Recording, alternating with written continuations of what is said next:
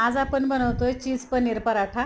त्याच्यासाठी आपण इथं गव्हाची कणिक घेतली, आपण तूप लावून घेतले, छोटीशी पोळी लाटून त्याच्यावरती आपण चीज किसून घेतले, पनीर किसून घेतले, आपण चिली फ्लेक्स टाकलेत, मिक्स हर्ब्स टाकलेत, ऑरिगॅनो टाकले, थोडासा आपण पिझ्झा सॉस टाकलेला आहे।